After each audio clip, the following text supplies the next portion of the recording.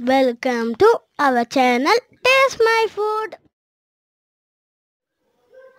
அஸ்ஸலாமு அலைக்கும். Hello friends, எல்லோரும் எப்படி இருக்கீங்க? நல்லா இருக்கீங்களா? இன்றைக்கி நம்ம சேனலில் ஒரு ஹெல்த்தியான ஒரு ஸ்நாக்ஸ் ரெசிபி தான் பார்க்க போகிறோம். இந்த ஸ்நாக்ஸை பொறுத்த வரைக்கும் இதை நம்ம பச்சைப்பயிறு போண்டாலும் சொல்லலாம், இல்லை சூசியம் சொல்லுவாங்க பார்த்தீங்களா. நார்மலாக சூசியம்னாலே அதில் உள்ள கடலைப்பருப்பு ஸ்டஃபிங் கொடுத்து செய்வாங்க. பட் இன்றைக்கி நம்ம பச்சைப்பயிறு ஸ்டஃபிங் கொடுத்து செய்ய போகிறோம். ஸோ இதை நம்ம பச்சைப்பயிறு சூசியம்னு சொல்லலாம். ஓகே, இப்போ நம்ம ப்ரிப்பரேஷனை ஸ்டார்ட் பண்ணிடலாம். இந்த வீடியோ ஸ்கிப் பண்ணாமல் ஃபுல்லாக பாருங்கள். இதுக்காக நான் ஒரு கப் அளவுக்கு பச்சைப்பயிறு எடுத்திருக்கேன். இந்த பச்சைப்பயிரை பொறுத்த வரைக்கும் ஒரு 3-4 மணி நேரமாவது நல்லா ஊறணும். அப்போ தான் உங்களுக்கு நல்லா வெந்து வரும்.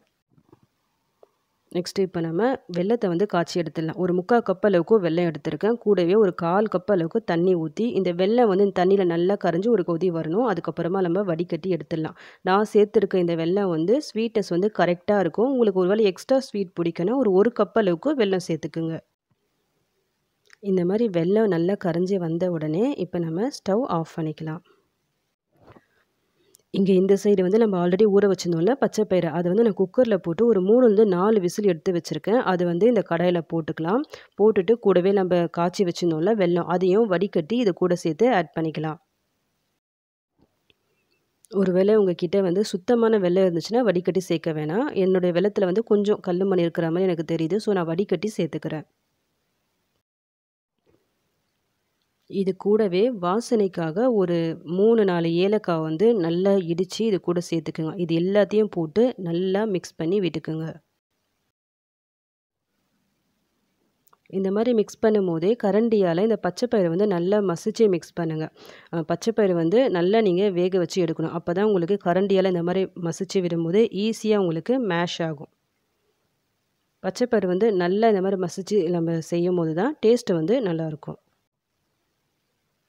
ஒருவேளை உங்களுக்கு கரண்டியால் அந்த பச்சைப்பயிரை மசிச்சு விட கஷ்டமாக இருந்துச்சுன்னா, பருப்புலாம் கடைவோம் பார்த்தீங்களா அதை வச்சு ஒரு 3-4 தடவை நல்லா மசிச்சு விட்டால் வேலை ரொம்ப குயிக்காக முடிஞ்சிடும் உங்களுக்கு. இப்போ ஃபைனலாக இதில் நான் ஒரு 3 டேபிள் ஸ்பூன் அளவுக்கு தேங்காய் துருவல் சேர்க்குறேன். இதையும் போட்டு நல்லா மிக்ஸ் பண்ணி விட்டுக்குங்க. தேங்காய் துருவல் சேர்க்கும் போது டேஸ்ட்டு நல்லாயிருக்கும். இது ஆப்ஷனல் தான், உங்களுக்கு விருப்பப்பட்டால் சேர்க்கலாம். இது நீங்கள் மிக்ஸ் பண்ணி விடும்போதெல்லாம் லோ ஃப்ளேமில் வச்சே பண்ணுங்கள். இல்லைனா உங்களுக்கு சீக்கிரமாக அடி பிடிச்சிரும் உங்களுக்கு. பாருங்கள், இந்த மாதிரி நல்ல ஒரு திக் கன்சிஸ்டன்சி ஃபார்ம் ஆகுது. இது ஆறிட்ட பிறகு இன்னும் நல்லா திக்காகும். ஸோ நம்ம இந்த ஸ்டேஜ்லேயே ஸ்டவ் ஆஃப் பண்ணிக்கலாம். இது கொஞ்சம் நல்லா ஆறட்டும். ஆறிட்ட பிறகு நம்ம பார்க்கலாம்.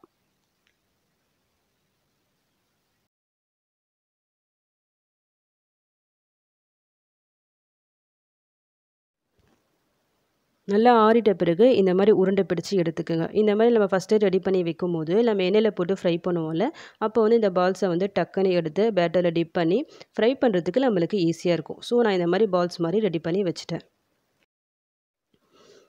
நெக்ஸ்ட்டு இங்கே நான் பேட்டரை ரெடி பண்ணி வச்சுட்டேன். இதில் நான் என்னெல்லாம் கலந்துருக்குன்னு சொல்லிட்டு நான் வீடியோ எடுத்தேன். அது சரியாக ரெக்கார்ட் ஆகலை, நான் கவனிக்காமல் எடுத்துட்டேன்.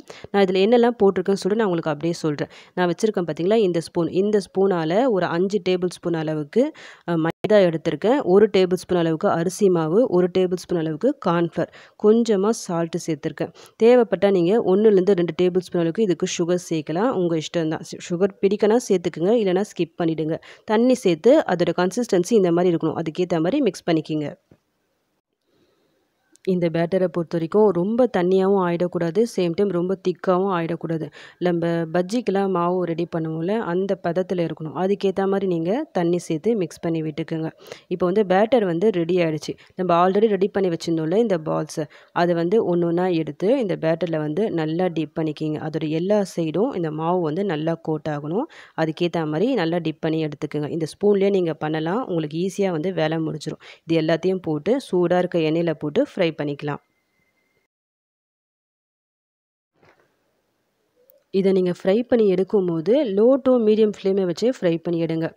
ஹை ஃப்ளேமில் நம்ம வச்சிட்டோன்னா நம்ம போட்ட கொஞ்ச நேரத்துலேயே சீக்கிரமாக உங்களுக்கு கலர் சேஞ்ச் ஆகிட்டு அடி பிடிச்ச மாதிரி ஆகிடும், கருப்பாக ஆகிடும். ஸோ லோ டு மீடியம் ஃப்ளேமில் வச்சே ஃப்ரை பண்ணுங்கள், கரெக்டாக இருக்கும். ஒரு சைடு கலர் சேஞ்ச் ஆன உடனே இன்னொரு சைடும் இந்த மாதிரி திருப்பி போட்டு ஃப்ரை பண்ணி எடுத்துக்குங்க.